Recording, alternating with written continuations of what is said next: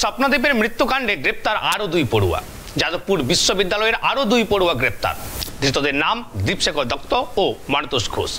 ধৃত সৌরভ চৌধুরীকে জেরা করেই নাম উঠে আসে 2 পড়ুয়ার।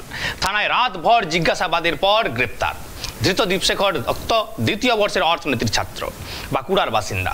ধৃত মানতোষ ঘোষ সমাজবিদ্যার 2য় বর্ষের ছাত্র, হুগলির আরামবাগের বাসিন্দা।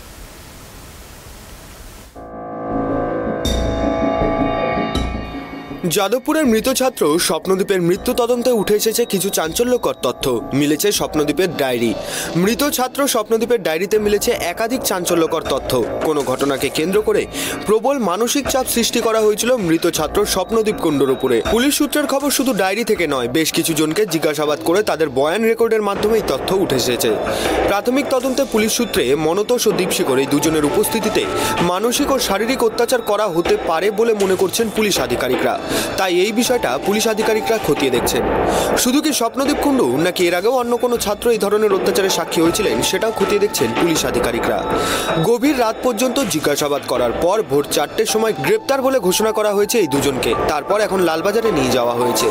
আজকে তাদের আলিপুর আদালতে পেশ করা হবে এবং নিজেদের হেফাজতে নেওয়ার আবেদন জানাবেন পাবলিক প্রসিকিউটর। স্বপ্নদ্বীপের মৃত্যুকাণ্ডে আরও চাঞ্চল্যকর তথ্য। বুধবার গভীর রাতের ঘটনায় ফোন পেয়ে পুলিশ আধিকারিকরা যাদবপুর বিশ্ববিদ্যালয়ের মেন হোস্টেলে পৌঁছান।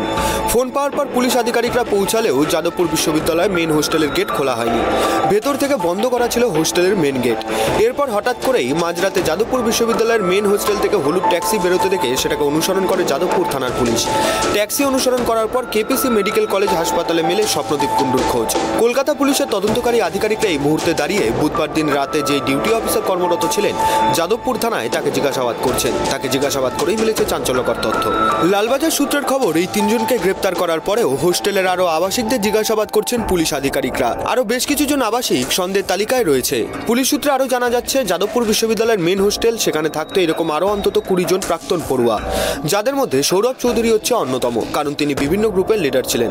তাই আরও বেশ কিছু প্রাক্তন পড়ুয়াকেও জিজ্ঞাসাবাদ করা হচ্ছে। এবং এই ঘটনায় যেহেতু কোনো সিসিটিভি ফুটেজ নেই, কোনো ডিজিটাল এভিডেন্স নেই, তাই হোস্টেলের বিভিন্ন আবাসিকদের মোবাইল ফোনও সার্চ করছেন পুলিশ আধিকারিকরা, যাতে সেই সময় যদি কেউ কোনো ভিডিও করে থাকেন তা যাতে প্রকাশ্যে আসে। আজ দুপুর 2টোর পর আলিপুর আদালতে তোলা হবে ধৃতদের। নিজেদের হেফাজতে নেওয়ার আবেদন জানানো হবে, কারণ সৌরভ, দীপশেখর এবং মনতোষ এই 3 জনকে মুখোমুখি জিজ্ঞাসাবাদ করার প্রয়োজনীয়তা রয়েছে পুলিশের। ঘটনার সময় পুলিশ আধিকারিকরা যেটা মনে করেছেন, দীপশেখর এবং মনতোষ দুজনেই সেখানে উপস্থিত ছিলেন। Bureau report, tribe TV. Jadavpur বিশ্ববিদ্যালয়ের বাংলা বিভাগের প্রথম বর্ষের ছাত্র স্বপ্নদ্বীপ কুণ্ডুর রহস্যজনক মৃত্যু ঘটনায় তোলপাড় রাজ্য রাজনীতি। স্বপ্নদ্বীপ কুণ্ডুকে র্যাগিং করে মেরে ফেলা হয়েছে, এই অভিযোগে তদন্ত শুরু হয় এবং তদন্ত শুরু হওয়ার পরই পুলিশ হেফাজতে নেওয়া হয় সৌরভকে। তারপর আবার 2 জনকে পুলিশি হেফাজতে নেওয়া হয়েছে। আমরা পুরো ঘটনা আবার জানার চেষ্টা করব। আমাদের সঙ্গে এই মুহূর্তে জুড়ে রয়েছেন আমাদের প্রতিনিধি অভ্রদীপ জুড়ে রয়েছেন। অভ্রদীপ, আমি জানতে চাইবো এই মুহূর্তে যাদবপুর বিশ্ববিদ্যালয়ের প্রথম বর্ষের ছাত্র স্বপ্নদ্বীপ কুণ্ডুর মৃত্যুকাণ্ডে তদন্তে আর কি কি আপডেট উঠে এসেছে জানাও আমাদের।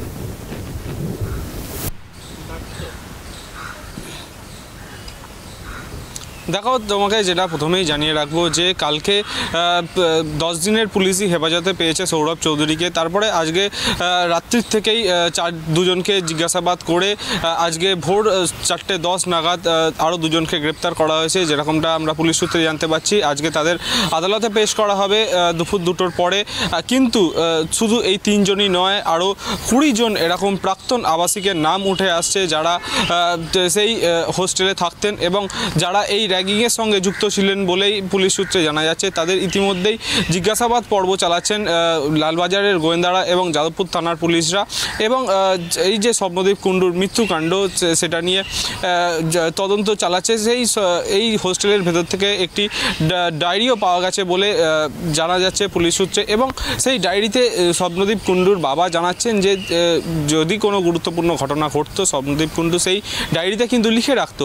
সেই ডায়েরি থেকে বেশ কিছু তথ্য তথ্য পেয়েছেন বলেও জানা যাচ্ছে পুলিশ সূত্রে। সেই ডায়েরি থেকে যে তথ্যগুলি পাওয়া যাচ্ছে সেগুলি ইতিমধ্যেই খতিয়ে দেখছে যাদবপুর থানার পুলিশ এবং লালবাজারের গোয়েন্দারা, এবং সেই ডায়েরি থেকে যে তথ্য উঠে আসছে এবং তার ভিত্তিতেই বিভিন্ন তদন্ত চালিয়ে যাচ্ছেন লালবাজারের গোয়েন্দারা।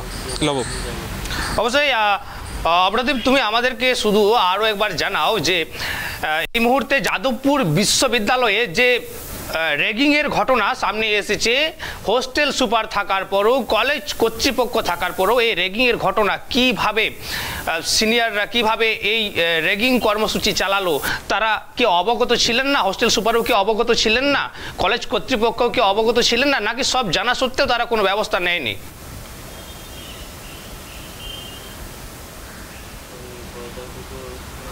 এইখানেই সব থেকে বড় প্রশ্নটা উঠছে। এই যাদবপুর ইউনিভার্সিটির যে হোস্টেল রয়েছে সেখানেও কিন্তু আমরা স্বপ্নদীপ কুণ্ডুর যে মারা যাওয়ার ঘটনা, তার আগেও কিন্তু আমরা একাধিকবার র্যাগিংয়ের খবর পেয়েছি।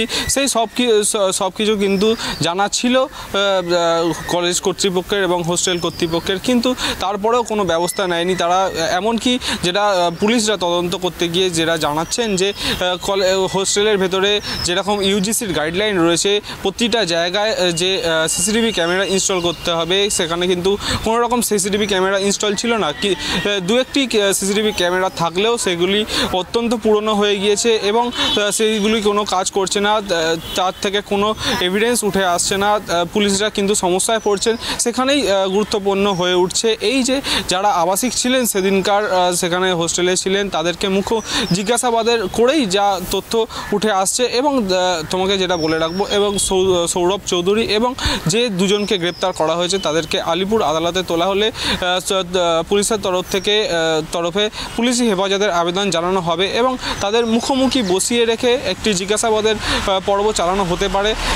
তাদের মুখোমুখি বসিয়ে রেখে আরও যে তথ্যগুলো উঠে আসবে তার পরবর্তী ক্ষেত্রেই কিন্তু আরও তদন্ত এগিয়ে যাবে। এই তুমি যেটা জানতে চাইছিলে যে হোস্টেল কর্তৃপক্ষ কি কিছুই জানতেন না, তারা এই ব্যাপারটা নিয়ে অবগত থাকলেও কিন্তু তারা কোনো রকম এই জিনিসটাকে থামানোর চেষ্টা করেনি। এখানে যেসব স্টুডেন্ট ইউনিয়নগুলো রয়েছে সেই স্টুডেন্ট ইউনিয়নগুলোর দিকেও প্রশ্ন উঠছে। তারা কলেজ কর্তৃপক্ষ এবং হোস্টেল কর্তৃপক্ষ যখন সিসিটিভি লাগাতে যায় তারা বিভিন্ন রকম ছাত্রদের তরফে আন্দোলন গড়ে তোলে এই যে সিসিটিভি ক্যামেরা না লাগাতে দেওয়ার। তাদের দাবি হচ্ছে তারা একটি মুক্ত চিন্তাভাবনার চাইছে, তাই তাদের মুক্ত চিন্তাভাবনাতে বাধা প্রাপ্ত হবে এতে, তার জন্য তারা হোস্টেলে সিসিটিভি ক্যামেরা চায় না। কিন্তু ইউজিসির গাইডলাইনে কিন্তু স্পষ্টভাবে উল্লেখ করা আছে যে সিসিটিভি ক্যামেরা ইনস্টল করতেই হবে।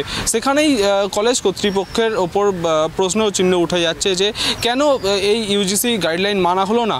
তো এই ইউজিসির গাইডলাইন যদি মানা হতো তাহলে কিন্তু এরকম একটি ঘটনা ঘটতো না, যেটা জানা যাচ্ছে। অবশ্যই, তাহলে এখানে বলাই যায় যে ইউজিসির গাইডলাইনকে বুড়ো আঙ্গুল দেখিয়ে অবাধে চলতো র্যাগিং কর্মসূচি।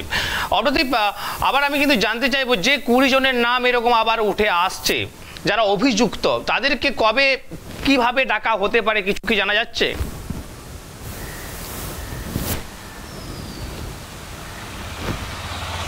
ইতিমধ্যেই যে 20 জনের নাম উঠে এসছে তাদের কিন্তু একে একে জিজ্ঞাসাবাদ পর্ব চলছে, যেটা আমরা জানতে পারছি পুলিশ সূত্রে, যেটা পুলিশ কমিশনারও জানিয়েছেন যে জয়েন্ট সিপি ক্রাইম ইতিমধ্যেই তিনি থানায় গিয়ে তাদের যে আবাসিকদের জিজ্ঞাসাবাদ করা হচ্ছে তিনি নিজে গিয়ে জিজ্ঞাসাবাদ পর্ব চালাচ্ছেন। বলা যেতে পারে পুলিশের তরফ থেকে কিন্তু যথেষ্ট গুরুত্ব সহকারে এই তদন্তকে দেখা হচ্ছে, যেহেতু জয়েন্ট সিপি ক্রাইম নিজে এই তদন্তের ভার নিয়েছেন এবং তিনি বিভিন্ন জিজ্ঞাসাবাদ পর্ব চালাচ্ছেন।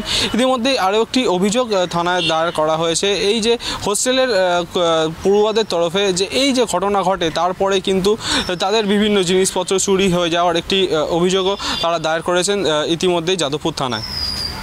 অবশ্যই অপরাধীপ, তার সাথে আমাদেরকে জানাও যে যে সমস্ত স্টুডেন্ট ইউনিয়ন যাদবপুর ইউনিভার্সিটিতে রয়েছে তাদের এখন কি ভূমিকা, তারা কি স্টেপ নিচ্ছে এই ঘটনাকে কেন্দ্র করে?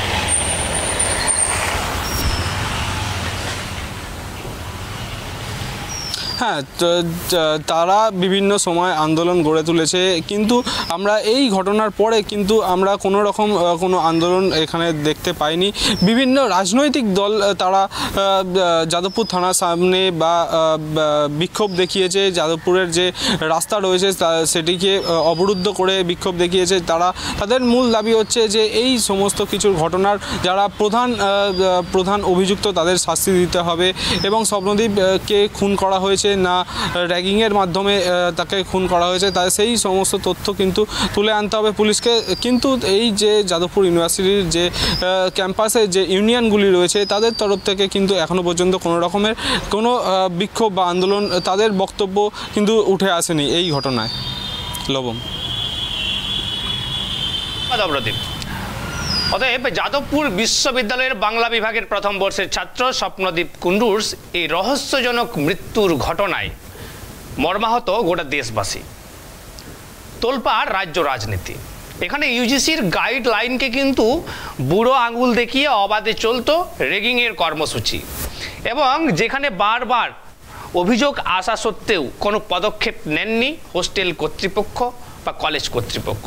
সত্যি দুর্ভাগ্যজনক। আজ স্বপ্নদীপ কুণ্ডু আমাদের মাঝে নেই। তার স্বপ্ন যা ছিল সেই স্বপ্ন ভেঙে গিয়েছে, তার সাথে সাথে তার মায়ের কোল খালি হয়েছে। সত্যি দুর্ভাগ্যজনক। এবং এই মুহূর্তে তদন্ত চলছে, যাদের নাম কিন্তু সামনে উঠে এসেছে তাদের একের পর এক সবাইকে ডেকে জিজ্ঞাসাবাদ পর্ব চলছে। গতকাল আজ ভোর রাতে গ্রেপ্তার করা হয়েছে দুইজনকে পুলিশি হেফাজতে নেওয়া হয়েছে। ইতিমধ্যে একজন হুগলির আরামবাগের বাসিন্দা আর একজন বাঁকুড়ার বাসিন্দা। অর্থাৎ স্বপ্নদীপ কুণ্ডুর রহস্যজনক মৃত্যুর ঘটনার তদন্ত কিন্তু চলছে, এবং এই তদন্তে যারা দোষী সাব্যস্ত হবেন তাদের শাস্তিও চেয়েছেন দিকে দিকে চারিপাশ থেকে, এবং এটাই হওয়া প্রয়োজন।